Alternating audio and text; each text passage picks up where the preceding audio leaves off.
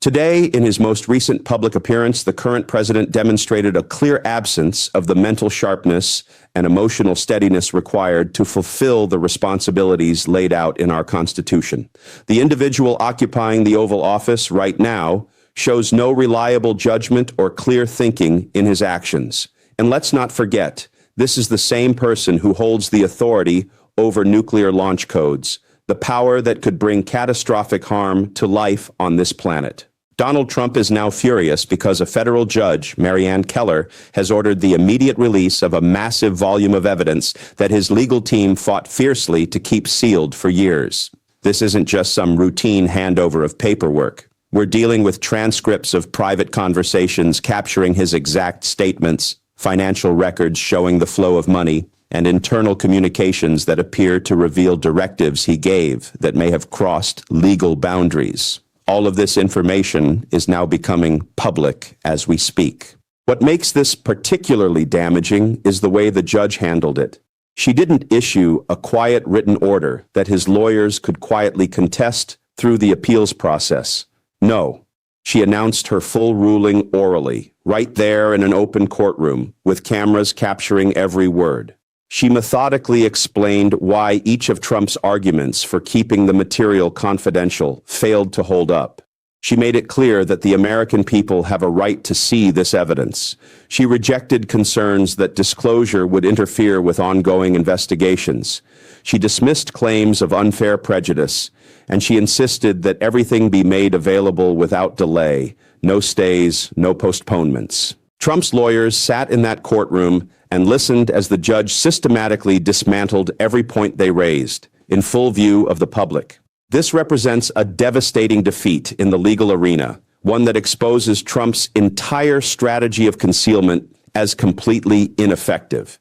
The evidence he tried so hard to bury is now out there, under scrutiny by investigators and prosecutors looking into potential misconduct. Trump understands this could seriously jeopardize his position in multiple legal battles. People in Washington recognize the gravity of it as well. And if you want to stay informed on developments like this, please consider subscribing. It makes a real difference to channels dedicated to covering these issues honestly. That's exactly why we run The John Brown Show, to provide straightforward reporting backed by solid context. Let's get into the specifics of what happened here. The order to unseal these files covers a broad array of materials that Trump worked for a long time to protect. Transcripts from private meetings between him and his inner circle. Financial trails detailing transactions he wanted kept out of sight. Digital communications, text messages, memos. Everything is now entering the public domain. Judge Keller concluded that the public interest in transparency far outweighed any personal interest Trump had in maintaining secrecy. He's responding with intense anger, posting heated messages on his social media platform, calling it a politically motivated attack by the courts, and personally targeting Judge Keller. But this isn't some vendetta. It's a federal judge applying established principles of openness in the justice system. She carefully weighed his arguments for secrecy, found them unpersuasive, and ruled that disclosure was necessary because citizens deserve to know what their leaders are doing. The judge examined the content Trump wanted hidden and decided that ordinary Americans should have access to it. Share this with others, because every time Trump attacks Judge Keller for enforcing transparency, it only reinforces the impression that he's trying to hide something damaging. It creates a self-reinforcing cycle. His outrage makes him look more guilty, and that accelerates the legal pressure building against him. Let me highlight the key elements that made this ruling so forceful and left Trump with few options. By delivering the decision verbally in open court, Judge Keller chose a path she didn't have to take. She could have written it out. That would have allowed his team to review it privately and prepare appeals without immediate public exposure. Instead, she spoke it aloud, creating a recorded moment that spread quickly and made sure everyone understood exactly why his secrecy claims collapsed. Think about the effect of that choice. When a case falls apart so completely that a judge announces the rejection right there in the session for maximum visibility, it's a total rout. The judge turned Trump's defeat into something undeniable and widely witnessed. Her words sent a clear message to attorneys across the country. Trump's tactics for shielding evidence are no longer working. Courts are moving toward greater openness. The needs of society take priority over one person's desire to keep proof hidden. When a judge at this level publicly rejects Trump's confidentiality arguments, it emboldens other judges to do the same. And we're already seeing that pattern emerge in related cases. Courts are denying his attempts to seal records and ordering releases because they see the same flaws Judge Keller identified. His arguments are designed to protect himself, to avoid accountability, rather than serve any legitimate purpose. Consider the serious allegations these newly released files reportedly connect to. There are multiple layers here, each one adding to a troubling picture for Trump. First, potential illegal directives, communications that allegedly show him instructing subordinates to take actions that violate the law. This isn't mere policy disagreement. If verified, it's evidence of coordinated efforts to break statutes. Second, connections to January 6th events. Materials that purportedly detail efforts to manage the fallout from the Capitol attack, what he knew, how he responded, and steps his team took to downplay his role. Third, financial irregularities. Records that allegedly reveal transfers and arrangements crossing legal lines, with money moving in ways that suggest corruption or personal benefit. Fourth, obstruction of justice. Discussions that reportedly involve plans to hide evidence, coordinate stories, and mislead investigators. Taken together, these elements portray a leader who repeatedly disregarded legal limits, used power for personal advantage, and then tried to cover his tracks. Make sure you're subscribed, because the accelerated timeline for this disclosure leaves Trump almost no time to control the damage. In some cases, judges phase out releases gradually, allowing weeks or months for challenges. Judge Keller demanded everything now, full access without hesitation, no emergency stays, no forum shopping to friendly courts, no opportunity for his side to spin the narrative first. The entire collection drops into public view all at once. This is a sitting president watching material he blocked for years come out in a single wave.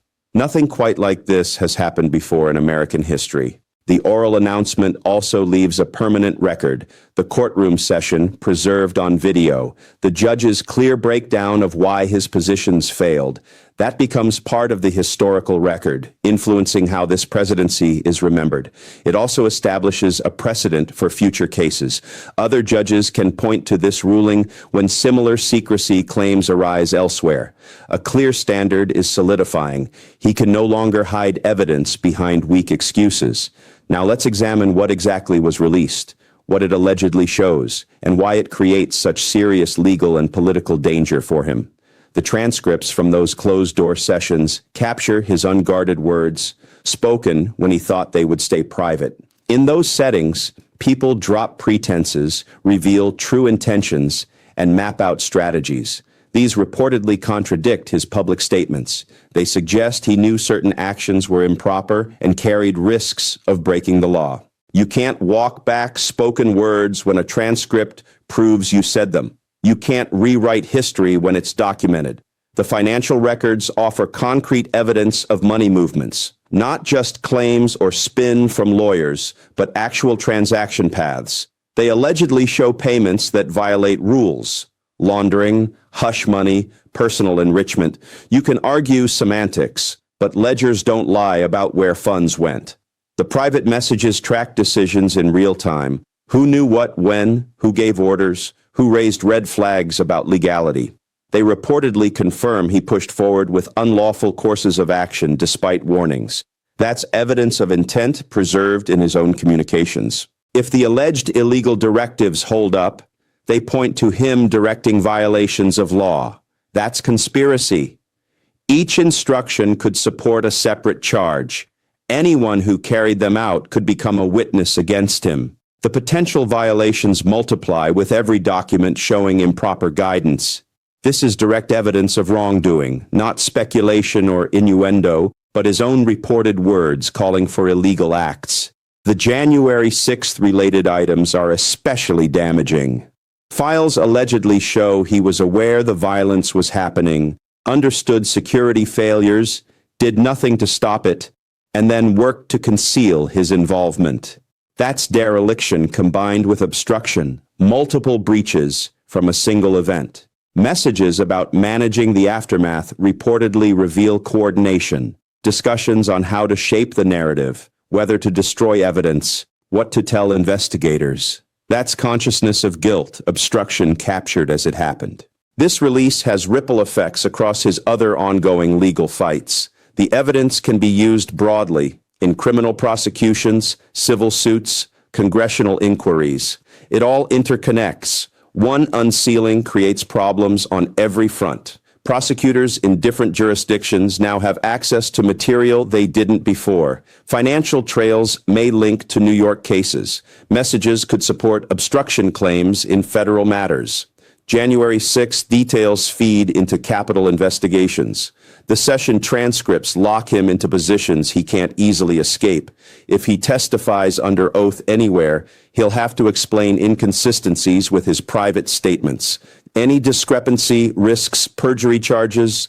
The documents set traps he can't avoid. The financial logs open investigative paths that could run for months. Start with one questionable transaction, follow it, uncover others, build a pattern of corruption. One leads to many. 2. The messages establish knowledge and intent. He understood the potential illegality, discussed it with others, proceeded anyway. That's exactly what prosecutors need to prove cases. Reports suggest members of his inner circle are reviewing the released materials now. Some are said to be expressing private concerns about what it reveals, about his conduct, about whether he can continue effectively. That's unusual inside feedback. When even close allies question his fitness, it highlights how harmful this exposure truly is. The logic behind his intense reaction is straightforward and severe. These files destroy his defenses, contradict his public story, and provide grounds for numerous potential crimes. He knows full scrutiny could lead to profound legal jeopardy. Investigators will use it, lawmakers will probe deeper, opponents will weaponize it. So he's pursuing a calculated strategy. Attack the judge, attack the system, label it persecution to discredit the release. Then he can tell supporters the evidence doesn't count because it came out unfairly. It's a weak play, the material is public regardless, but he's sticking to it. And when he publicly assaults judges, it only escalates matters. More legal complications, more signs of obstruction, more pressure on the process. That's what we're seeing, him lashing out wildly, making the situation worse. Subscribe for updates, because here's what this order really means for his future. He's facing the most significant evidence dump since these investigations began. Material he blocked for years is now out. Not a trickle, but the full set. Meeting transcripts, financial details, communications, everything. When that much hits at once, it creates overwhelming pressure. It influences charging decisions, how courts view his arguments, public perceptions of guilt, willingness of witnesses to cooperate, every angle. He can call it a witch hunt all he wants. It changes nothing. A federal judge ordered this disclosure, found his secrecy arguments lacking, and ruled that transparency wins. This story continues to develop. Stay tuned for more.